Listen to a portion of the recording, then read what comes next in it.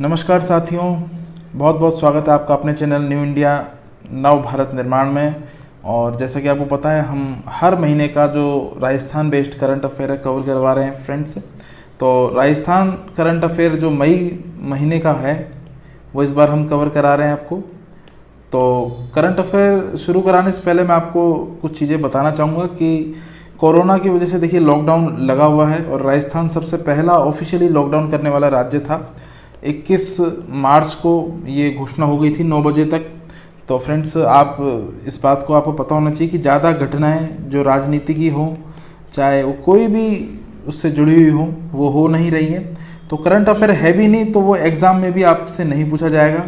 तो इस बार भी हम 25 सेलेक्टिव क्वेश्चन है जो इम्पोर्टेंट होंगे एग्ज़ाम पॉइंट ऑफ व्यू से, उन्हें ही ले रहे हैं बजाय कोई फालतू भीड़ के। तो फ्रेंड्स, अब मैं आपको ये बताना चाहता हूँ कि इसमें काफ़ी क्वेश्चन कोरोना से रिलेटेड हैं और काफ़ी क्वेश्चन नॉर्मल जो हमेशा होते हैं, पुरस्कार वितरण और राजनीति और जो बड़ी संस्थागत नियुक्तियां हैं उनसे रिलेट हैं। तो सारे करंट अफेयर को इस तरह से कवर कराया गया है कि आपकी चाहे RS प्री की परीक्षा हो या आपका कोई भी ग्रुप D से लेकर के टीचर की सेकंड ग्रेड, फर्स्ट ग्रेड या व्याख्याता भर्ती परीक्षा, कोई भी परीक्षा हो, रीट पटवार जैसे कि जो सबसे प्रमुख परीक्षाएं हैं और संभावित हैं अभी जल्दी से जल्दी होंगी, कांस्टेबल की है, तो इनमें ये बहुत ही ज़्यादा इम्पोर्टेंट साबित होने वाला है। तो बिना हम कोई लाग लपेट के शुरू करते हैं हमारा सेशन। पहला प्रश्न आपके सामने है, राजस्थान में कोरोना संक्रमण से रिकवरी में कौन सा जिला प्रथम है? तो ये है जोधपुर। और जोधपुर राजस्थान में नहीं, देश में, भारत में भी प्रथम जिला है जो रिकवरी हुआ है। और भारत के 7 राज्यों के 12 शहरों में अब तक 1000 से ज़्यादा पॉजिटिव कोविड जो मरीज हैं वो मिल चुके हैं। तो 7 राज्य और जो बड़े बड़े 12 शहर हैं, जिसमें महाराष्ट्र का मुंबई भी है और जयपुर भी है। तो इस तरह से ये जो कोरोना की तबाही है ये दिन पे दिन बढ़ती जा रही है, लेकिन बीमारी में अब उतना दम नहीं है। लेकिन फिर भी संक्रमण से कुछ ना कुछ, भले मरने का प्रतिशत 3% से भी कम है राजस्थान में, लेकिन मृत्यु दर अभी भी लगातार बनी हुई है। तो कुछ नुकसान भी हैं और कुछ फ़ायदे भी हैं। तो मैं आपको बता दूं कि जोधपुर रिकवरी के मामले में सबसे पहले स्थान पर है, तो राजस्थान में भी है।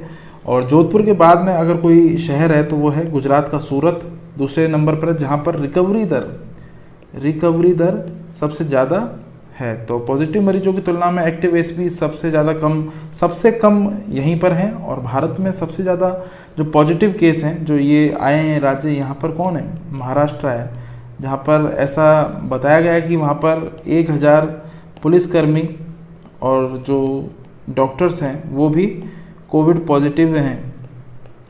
तो इस बात को आप ध्यान में रखिए।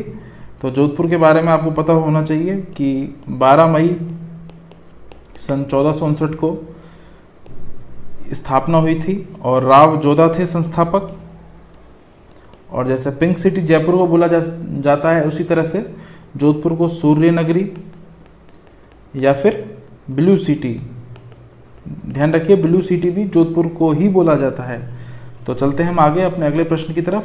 इस प्रश्न को आप थोड़ा सा इम्पोर्टेंट टिक लगाइए।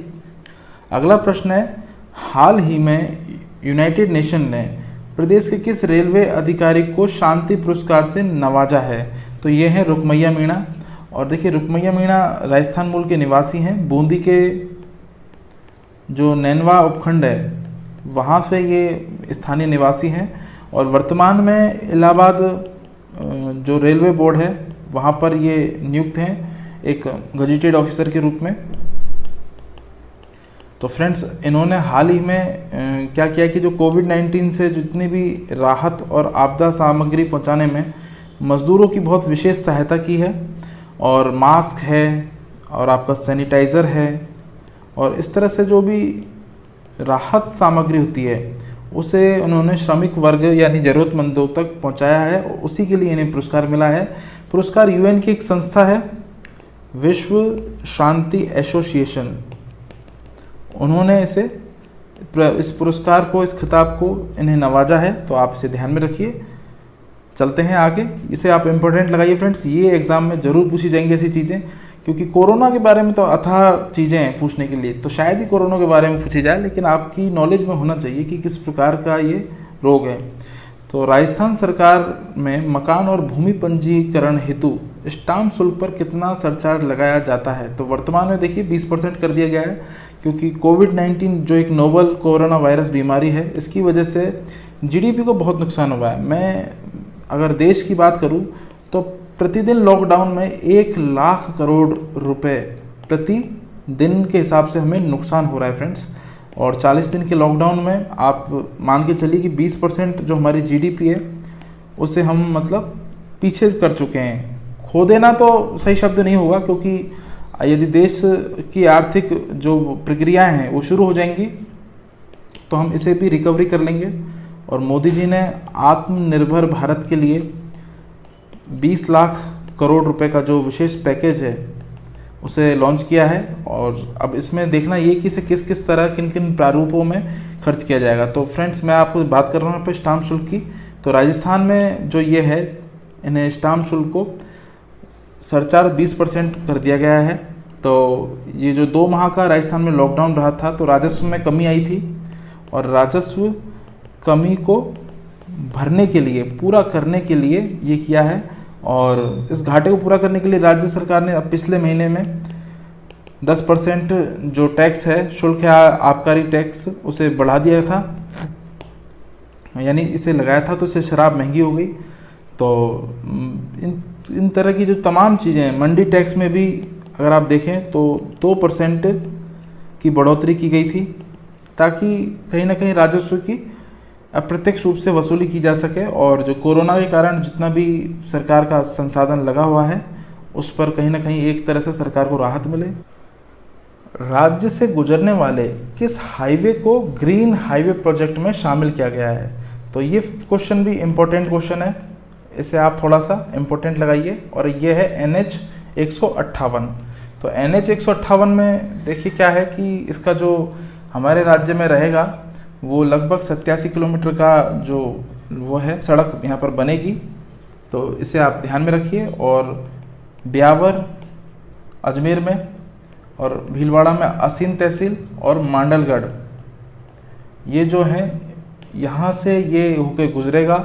इसकी अगर कुल लागत की बात करूँ तो वो है लगभग 7660 करोड़ रुपए, जिसमें जो हमारा विश्व बैंक है वो देश को, यानी इस प्रोजेक्ट के लिए 3550 करोड़ रुपए की वो देगा राहत। और 780 किलोमीटर की ये कुल सड़क बनने वाली है, जो 4 राज्यों से होके गुजरेगी। तो आपको पता होना चाहिए, हिमाचल, राजस्थान, यूपी और आंध्र प्रदेश, तो ये 4 राज्य हैं, यहाँ से होके गुजरेगी।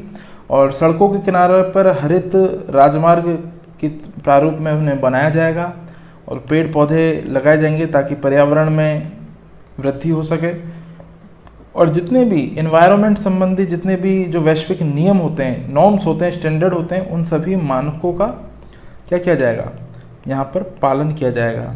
तो राष्ट्रीय राजमार्ग गलियारा परियोजना के तहत ये सब कार्य होगा, और इस परियोजना में आने वाले 5 से 10 साल का जो रख रखाव है, यानी कि मेंटेनेंस का काम है, वो भी इसी में शामिल है। तो आप इसे देख लीजिए, राष्ट्रीय राजमार्ग गलियारा परियोजना। तो कौन सा प्रोजेक्ट है ये? कॉरिडोर प्रोजेक्ट है, नेशनल हाईवे कॉरिडोर प्रोजेक्ट। तो इसे आप ध्यान में रखिए, ये भी बहुत इंपॉर्टेंट है। बाकी ये सारी चीज़ें आपको हो सकता है MCQ बनाकर भी वो पूछ ले आपसे RS जैसी बड़ी परीक्षा में। आजकल पटवार में भी ऐसे बड़े बड़े प्रश्न आने लग गए हैं, तो इसे आप बहुत ही ज़्यादा वेरी मोस्ट इम्पोर्टेंट करके लिखिए। चलते हैं आगे। अगला प्रश्न, प्रसिद्ध अभिनेता इरफान खान राजस्थान में कहाँ से संबंधित थे?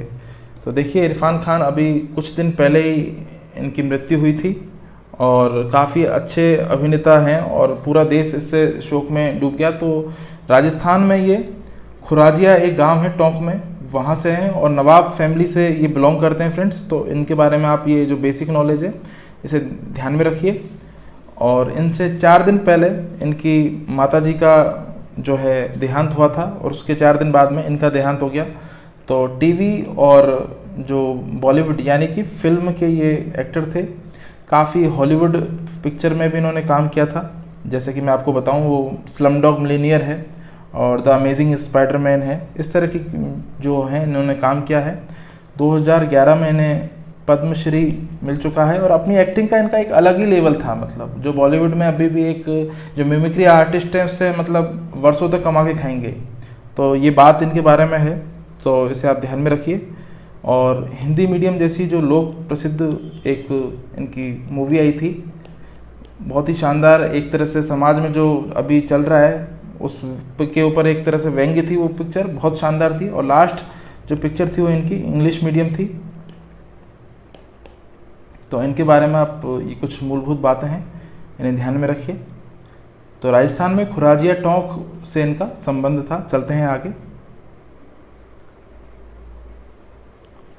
किस राज्य के उच्च न्यायालय ने न्यायिक एवं प्रशासनिक आदेश में जाति के नाम का जो उल्लेख है उसे वर्जित कर दिया है? तो ये है राजस्थान हाई कोर्ट, राजस्थान उच्च न्यायालय। तो राजस्थान के जितने भी अधीनस्थ न्यायालय हैं, देखिए उच्च न्यायालय के अतिरिक्त जो अधीनस्थ न्यायालय हैं, क्योंकि शीर्ष जो न्यायपालिका है हमारे राज्य में वो राजस्थान हाई कोर्ट ही है, तो किसी भी व्यक्ति की जाति का उल्लेख नहीं किया जाएगा। और ये भी कहा गया है कि मीडिया ट्रायल होंगी तो उसमें भी किसी प्रकार का न्यूज़पेपर में जाति सूचक शब्द से उसे ना संबोधित किया जाए।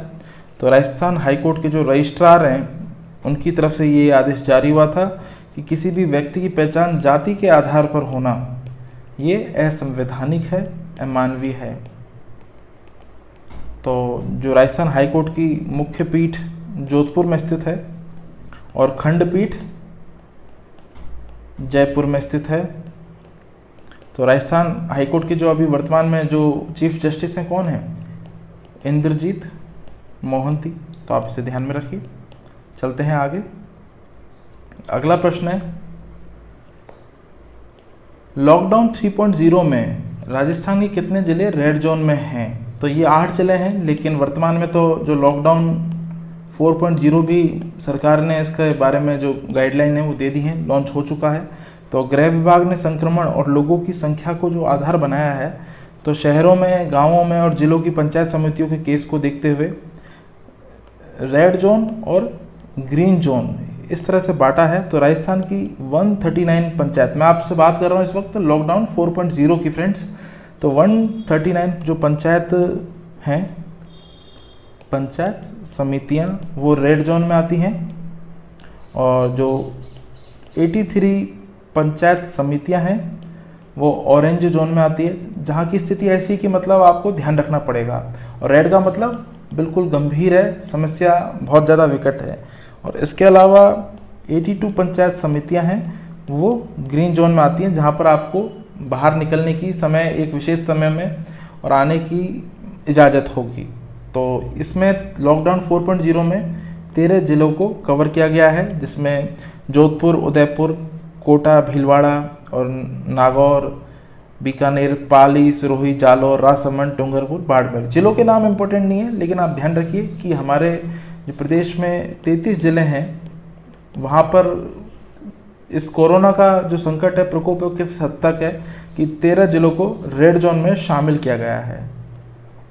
पहले 8 जिले थे, लेकिन अब जैसे जैसे बीमारी बढ़ती जा रही है और केसेस बढ़ते जा रहे हैं, उसी तरह से इस पर जो सरकार की वो है एक तरह से ध्यान, वो भी बढ़ता जा रहा है। चलते हैं आगे। किस प्रदेश की सरकार ने महामारी अध्यादेश 2020 लागू किया है? तो यह है राजस्थान। कोविड-19 जैसी संक्रामक बीमारियों से निपटने हेतु फ्रेंड्स राज्य सरकार ने इस अधिनियम को पास किया है, लागू कर दिया है। तो जहाँ पर सरकार को अधिक अधिकार मिलेंगे तो बीमारी को जो फैलाने वाले लोग हैं, जैसे आपने काफ़ी वारदातें सुनी होंगी कि लोग थूक करके या इस तरह की हरकत करके जो बीमारी को और संक्रमण को बढ़ा रहे हैं, तो उन सभी मानसिक संकीर्ण लोगों पर कानून के उल्लंघन करने पर 10,000 रुपये का जो है जुर्माना या फिर 2 साल की जेल या कोई गंभीर परिस्थिति है तो दोनों भी एक साथ हो सकते हैं। तो अब पुलिस अपने स्वतः संज्ञान से अपराध दर्ज कर सकती है, तो इसमें आप ध्यान रखिए। और इससे पहले जो नेशनल डिजास्टर और मैनेजमेंट एक्ट था उसी के तहत ये अपराध दर्ज किए जा रहे थे, लेकिन अब महामारी अध्यादेश लागू हो चुका है, तो इसे आप ध्यान रखिए। तो नए कानून के लागू होने के साथ जो पुराना था संक्रामक रोग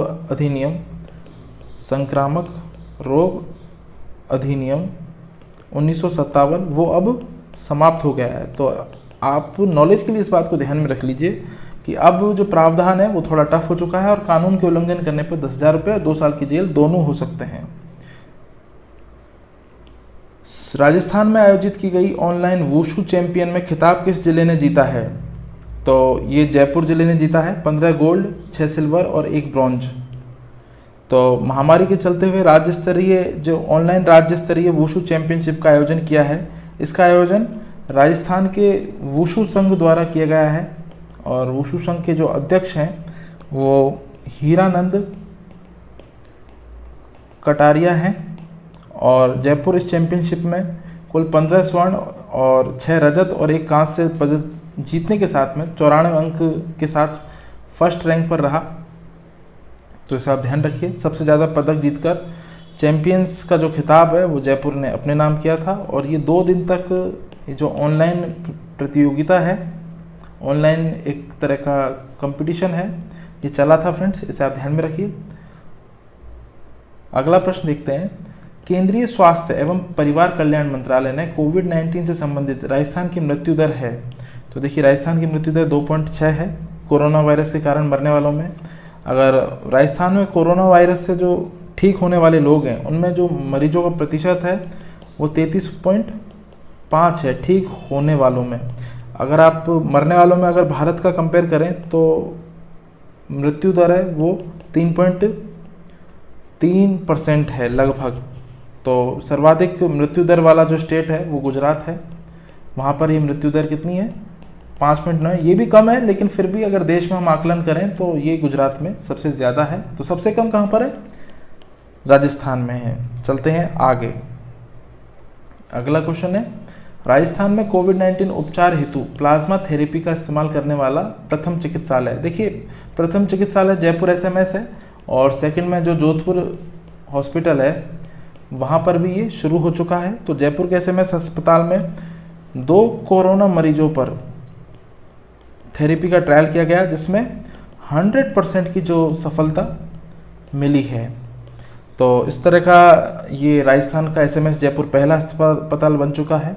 तो इससे पहले राजस्थान सरकार ने जो Indian council of medical research है उससे ये जो मंजूरी मांगी थी और उन्हें ट्रायल करने दिया जाए।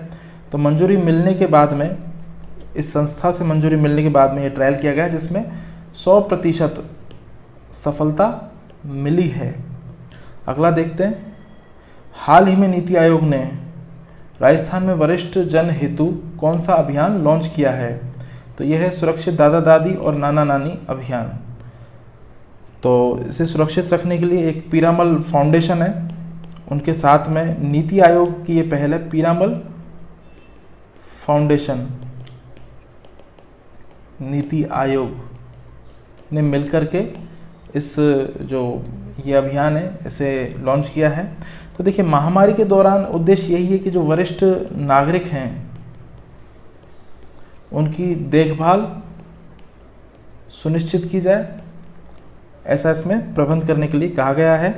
तो इन्हें आप ध्यान रखिए। और जीवन शैली और जितने भी वरिष्ठ नागरिक उनके स्वास्थ्य दिनचर्या हैं उनके बारे में जागरूकता बढ़ाई जाए। तो जो भी हिंदी भाषी राज्य हैं जैसे पिछड़े हुए राज्य हैं असम, महाराष्ट्र, यूपी, बिहार, राजस्थान, तो इस तरह यहाँ पर जहाँ पर बीमारी का प्रकोप ज़्यादा है तो ये लगभग इन सभी 25 ज़िले हैं इन सभी राज्यों के जहाँ पर लगभग 30 लाख इस तरह के वरिष्ठ नागरिक हैं, उन्हें कवर किया जाएगा। तो इस बात को आप ध्यान में रखिए।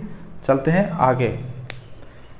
राजस्थान में देश में कोविड-19 के सैंपल लेने वाला कौन सा राज्य बना है? तो ये है तीसरा। और इस तरह के सैंपलिंग लेने में जो फर्स्ट रैंक है वो है महाराष्ट्र में और सेकंड पर है तमिलनाडु में। तो मात्र 29 दिन में 95,000 से ज़्यादा जो सैंपल हैं वो राजस्थान ने लिए थे और लोगों को उनकी रिपोर्ट दी थी। तो राजस्थान में अभी भी जो 10 लाख आबादी पर जो इसका रेट है वो कितना है सैम्पलिंग का, 1428 है, जो राष्ट्रीय औसत से कई गुना ज़्यादा है। तो इसे आप ध्यान रखिए, ये भी एक अच्छा साइन है, क्योंकि देखिए हर किसी की जो वो है अपन उसकी जांच के लिए सैंपल नहीं ले सकते, जिनमें लक्षण पाए जाते हैं उन्हीं के सैंपल लेना उचित होता है। तो क्वारंटाइन में लोगों को रखने के बाद में यदि शिकायत आती है तो इस तरह के जो वो है उन पर संज्ञान लिया जाता है जांच करने के लिए। तो रोज़ हमारे जो रघु शर्मा हैं स्वास्थ्य मंत्री राज्य के, उन्होंने 10,000 सैंपल लेने का जो संकल्प है वो उठा रखा है और रोज़ इस कार्य को युद्ध स्तर पर चलाया जा रहा है। तो सबसे ज़्यादा जो सैंपलिंग है वो जयपुर और जोधपुर में की गई, क्योंकि वहाँ पर जो जनसंख्या वो ज़्यादा है। तो जयपुर में लगभग 20,000 से ज़्यादा थी और जोधपुर में भी लगभग 18,000 थी। तो इस बात को आप ध्यान रखिए। भीलवाड़ा इसके बाद में तीसरा वो है जहाँ पर सैंपलिंग की गई है, तो इसे आप ध्यान में रखिए। चलते हैं आगे।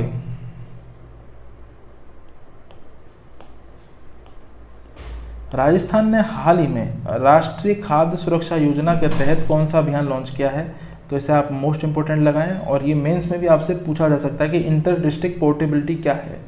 तो फ्रेंड्स ये आपसे 2 मार्क्स में, इकोनॉमी में भी पूछा जा सकता है। तो मैं आपको बता देता हूं कि खाद्य और नागरिक आपूर्ति मंत्री हैं हमारे इस वक्त रमेश चंद्र मीना जी। उनके अनुसार रमेश चंद्र मीना जी, तो उनके अनुसार प्रदेश में जो इस योजना के तहत राष्ट्रीय खाद्य सुरक्षा योजना के तहत जो चयनित लाभार्थी हैं उनको राहत प्रदान करने के लिए ये इंटर डिस्ट्रिक्ट पोर्टेबिलिटी लॉन्च किया गया है, जिसके तहत उचित मूल्य की दुकानें हैं उनसे एक दिन में 2 ट्रांजैक्शन किए जाएंगे। कितने? एक दिन में 2 ट्रांजैक्शन यानी कि 2 अंतरण किए जाएंगे, जिससे वो कोई भी सामान ले सकें। और वहाँ पर पॉइंट ऑफ सेल की मशीनें भी स्थापित की जाएंगी ताकि संबंधित सूचना जो हमारे पास जो पूरा आईटी और कम्युनिकेशन का एक वो है सिस्टम, उसके माध्यम से कराया जाएगा फ्रेंड्स। तो इस बात को आप ध्यान में रखिए और ये इंपॉर्टेंट क्वेश्चन है। इंटर डिस्ट्रिक्ट पोर्टेबिलिटी को हम मेंस में भी कवर करेंगे। चलते हैं आगे। देश में कोरोना से रिकवरी के मामले में सर्वाधिक ठीक होने वाले किस राज्य में है, तो राजस्थान है ऑब्वियसली, और जोधपुर तो हम पढ़ ही चुके हैं। तो राजस्थान यहाँ पर सबसे ज़्यादा मरीज ठीक हो रहे हैं, लगभग 48% मरीज यहाँ पर ठीक हो रहे हैं। और वहीं इसके बाद में अगर देखें तो तमिलनाडु है सेकंड रैंक पर, जहाँ पर लगभग 40% हो रहे हैं। आंध्र प्रदेश में भी 30% का जो रेशो बना हुआ है। एमपी भी थोड़े 20-19 के अंतर के साथ 30% पर ही बना हुआ है। तो इस तरह की बातें हैं। और लॉकडाउन जब 3.0 था फ्रेंड्स, जब तक लगभग 5 राज्यों में कोरोना के कोई केस नहीं थे, चूरू, झुंझुनू, और अभी भी हैं तो वो सिर्फ माइनर हैं, बहुत कम स्तर का संक्रमण उनमें पाया गया है। सवाई माधोपुर, करौली और हनुमानगढ़। हालांकि यहाँ पर अब केस आ चुके हैं, लेकिन 18 मई तक जो लॉकडाउन 3.0 था, जब तक यहाँ पर कोई भी केस दर्ज नहीं किया गया था। और वर्तमान में भी हैं तो वो सैकड़ा यानी कि दहाई के अंक पर हैं, सैकड़ा को भी पार नहीं कर पाए। कहीं पर 8 हैं, कहीं पर 12 हैं, कहीं पर 24 हैं। तो इस तरह से ही है और वो सब सामान्य हैं, जिनमें से काफ़ी लोग ठीक भी हो चुके हैं। तो ये एक अच्छा साइन है। चलते हैं आगे। प्रदेश के किस जिले में 5 फ्लोरोसिस जांच केंद्रों की स्थापना होगी? ये प्रश्न इंपॉर्टेंट है, एग्जाम में बिल्कुल पूछा जाने वाला प्रश्न है और आरएस लेवल का ही प्रश्न है।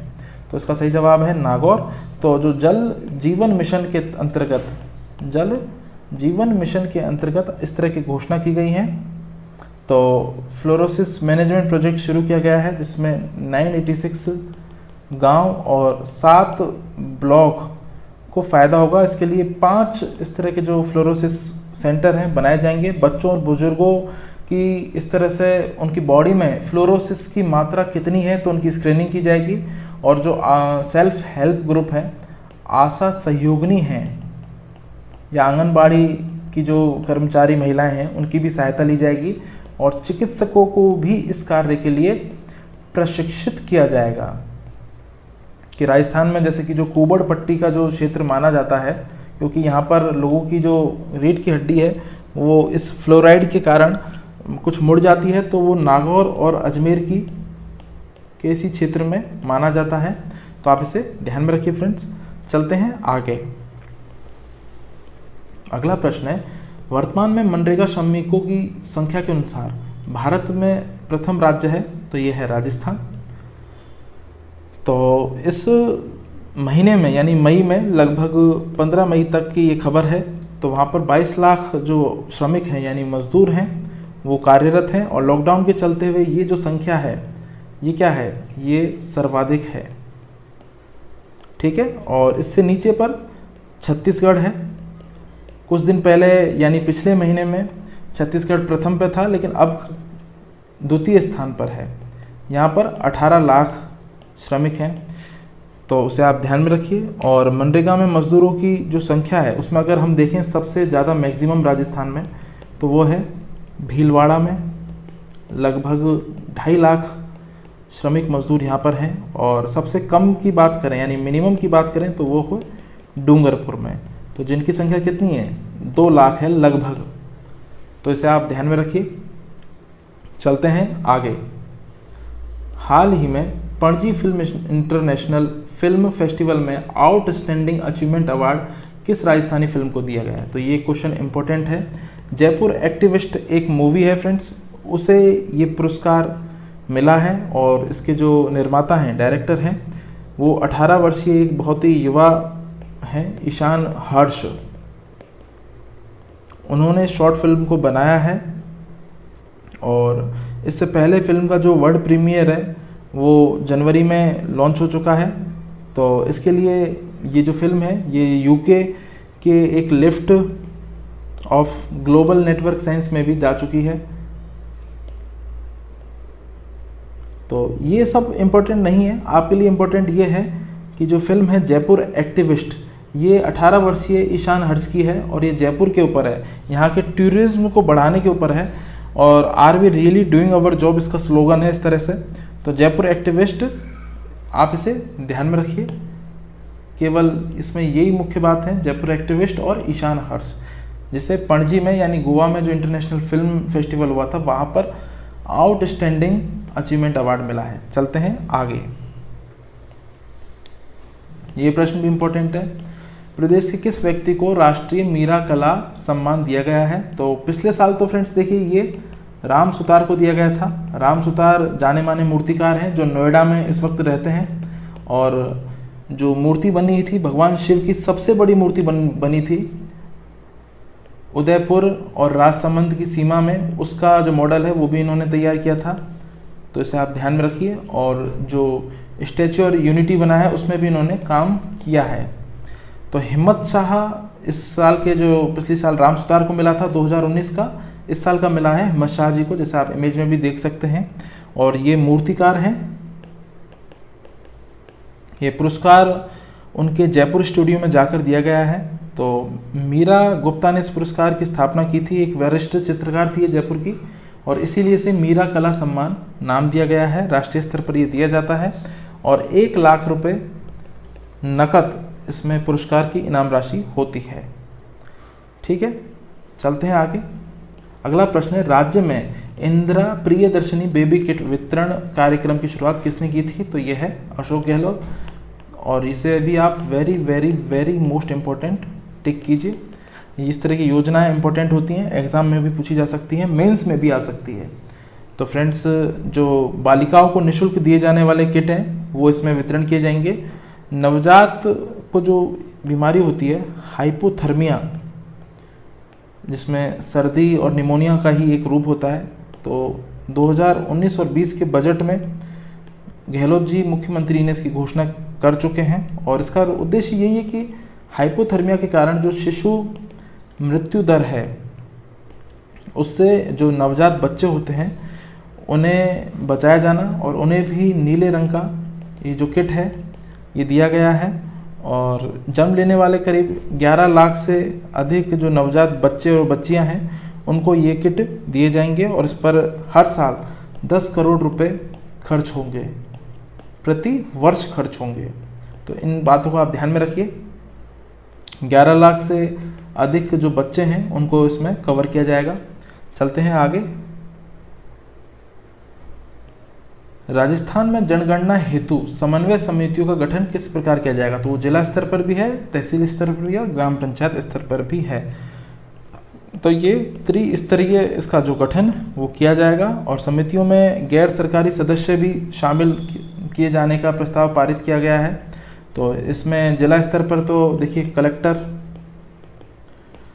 तहसील स्तर पर अध्यक्ष का जो उपखंड अधिकारी है, यानी कि एक आप एसडीओ लेवल का अधिकारी इसे मान सकते हैं, और ग्राम पंचायत स्तर पर इस पर सरपंच को नियुक्त किया जाएगा। और ये 2021 में जो जनगणना होगी, तो जनगणना जब तक समाप्त होगी जब तक ये कार्य जारी रहेगा।